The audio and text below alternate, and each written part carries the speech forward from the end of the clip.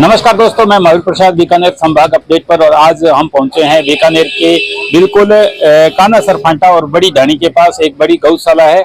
वहां के जो अध्यक्ष है गोपी कृष्ण जी हमारे साथ है। श्री अग्रसेन जीव जंतु कल्याण एवं गौ सेवा समिति के अध्यक्ष गोपी कृष्ण जी जिंदल हमारे साथ है। बात करेंगे जिंदल साहब से। जिंदल जी, पहले तो आपका बहुत बहुत स्वागत है। आपका भी साहब। अच्छा जिंदल जी, बात करें गौशाला की, कब से आप सेवा कर रहे हो? गौशाला है अपनी 96 से। अच्छा। और बराबर Bikaner veterinary college, Goga gate, polyclinic, जहाँ से भी बीमार गौवंश है वो अपनी गौशाला ले रही है। अच्छा। और बीकानेर में जो भी घायल, एक्सीडेंट, बीमार, वो अपनी गौशाला एम्बुलेंस भेज के 3 LHC लगा रखे हैं बीकानेर शहर के लिए। अच्छा। तो समय समय पर मौके पे आजकल इलाज करवा देते हैं। क्योंकि लोग ऑब्जेक्शन करते हैं ये भेजने वाले कौन है, आप ले जाने वाले कौन है। तो अपने को तो गाय के आराम से मतलब है। सही है। मौके पे 5-7 दिन ट्रीटमेंट होता है, वहाँ करवा देते हैं। तो ज्यादा ट्रीटमेंट वाला है उसको हॉस्पिटल भर्ती करा के इलाज करवा देते हैं। अच्छा जिंदल जी, एक और है, जैसे आवारा पशु खूब सारे सड़कों पर भी रहते हैं, जब वो घायल हो जाते हैं उनको ले जाने के लिए किस प्रकार की सुविधाएं हैं? एम्बुलेंस है अपने पास। अच्छा, एम्बुलेंस है। एम्बुलेंस है। और गोगा गेट पशु चिकित्सालय से MU किया हुआ है।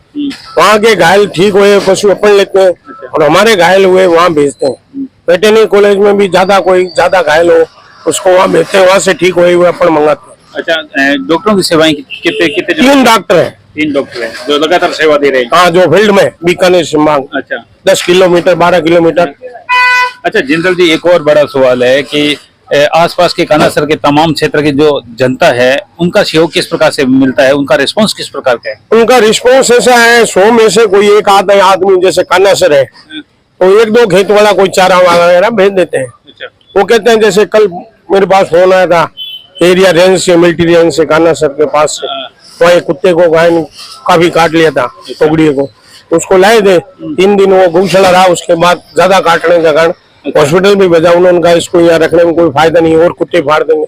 फिर गौशाला में वो आज ही शांत हुआ है।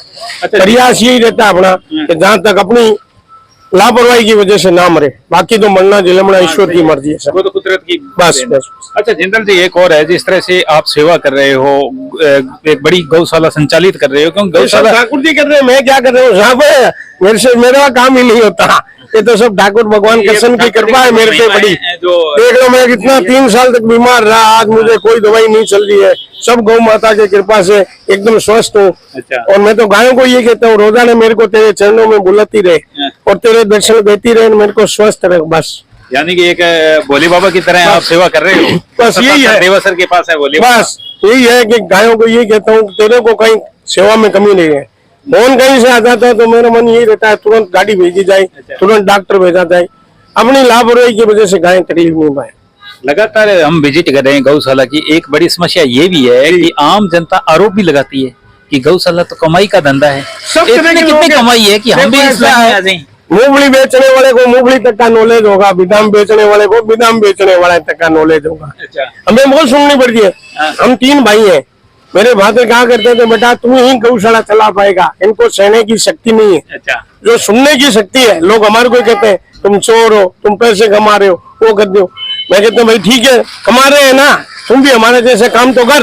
अच्छा। गौशाला में कम से कम घंटे 2 घंटे ड्यूटी दे। हाँ, तुम भी कमा, हम कमा रहे, तुम भी कमा, तुम भी कमा, तुम्हारे साथ तो जुड़। अच्छा। तो जुड़ने को कोई तैयार नहीं, हवाई फायर सब करते हैं, साथ में सहयोग 1 घंटे का ही कोई देने को तैयार नहीं। सही है, सहयोग नहीं मिल रहा है, ये सबसे बड़ी दिक्कत भी आती है, क्योंकि सरकार सिर्फ 9 महीने अनुदान दे रही है, 3 महीने तो आम जनता का रिस्पॉन्सिबिलिटी नहीं है। वो तो गौ माता आदमी का लीलाड़ 3 इंची का है, गाय का लीलाड़ 18 इंची का है। राम सुखदास जी 2004 में बाबूजी को बुलाया था ऋषिकेश।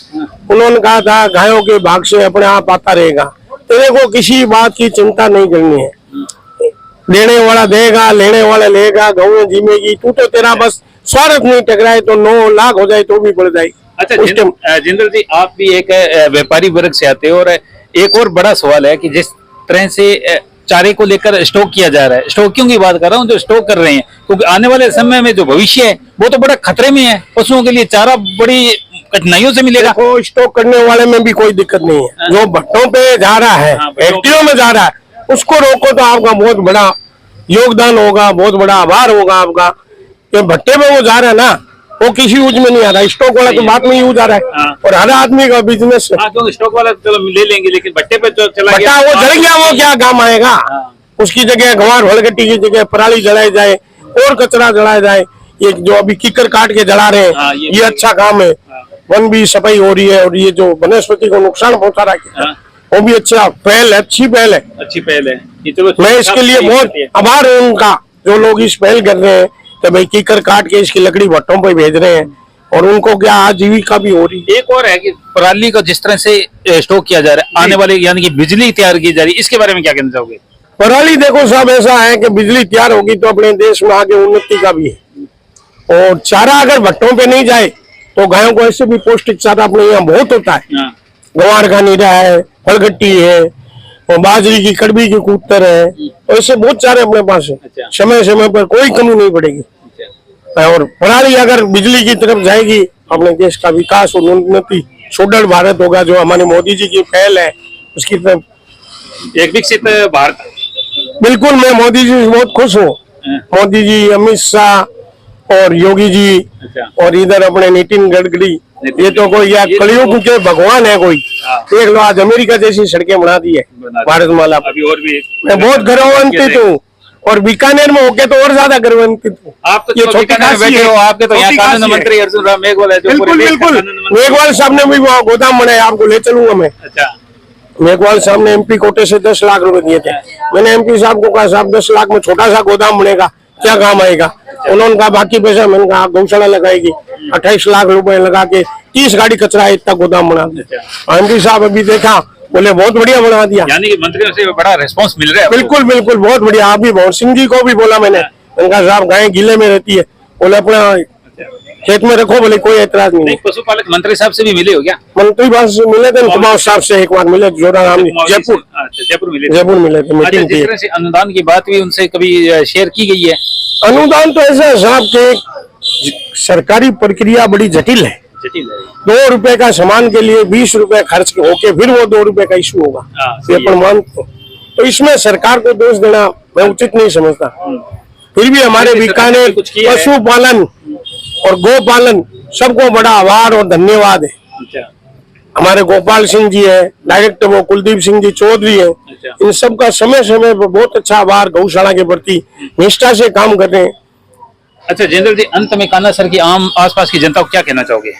कान्हा सर की जनता का सहयोग यही है, उनको ये कह रखा भाई कहीं भी बीमार हो तो हमें फोन करो, हमारी गौशाला की एम्बुलेंस आएगी, ले जाएगी। वहाँ डॉक्टर की सेवा है तो डॉक्टर भेज देंगे। नंदलाल जी चौधरी है कान्हा सर डॉक्टर, बड़े सेवा भावी आदमी है। ठीक है जी। तो ये थे यहाँ से अध्यक्ष गोपी कृष्ण जी, और मैं उन तमाम लोगों को कहना चाहूंगा जो हर बार गौशाला पर कटाक्ष लगाते हैं, वो कहते हैं कि इसमें तो बहुत बड़ी कमाई है। मैं तो उनसे यही निवेदन करना चाहूंगा कि अगर कमाई है तो इस गौशाला में 10 दिन आकर विजिट करें और इसमें रहे और पता चले कि कमाई है कितनी आखिर। 2 घंटे ही सेवा दो, 2 घंटे ही सेवा दो, पूरे दिन नहीं, 10 दिन नहीं। हाँ, 2 सिर्फ दिन में 2 घंटे सेवा दो, पता चल जाएगा। सिर्फ मन से, धन से नहीं, तन से दो आप। तो यही कहना चाहूंगा कि एक बार कान्हा सर की गौशाला में आप आए, अग्रसेन जीव जंतु कल्याण एवं गौ सेवा समिति में एक बार जहाँ भी visit रहती अवश्य कोई करें। गौशाला पड़ती है वहाँ पधारे आप, किसी गौशाला में, में भी। और 2 घंटे का श्रमदान दें। सही है। आर्थिक सही सुधार, कोई कमी है अब वो कमी आकर बताएं, नहीं, बताएं, उसको सुधार करें। सुधार करें। वहाँ वर्कर है उनको मैं कहूंगा जैसे ये भाई साहब कह रहे हैं वो सुधार करूँ। सही है। तो ये थे यहाँ से गोपी कृष्ण जी। तो देखते रहिए बीकानेर संभाग अपडेट। मैं मयूर प्रसाद, मेरे साथ कैमरा पर्सन मनोज।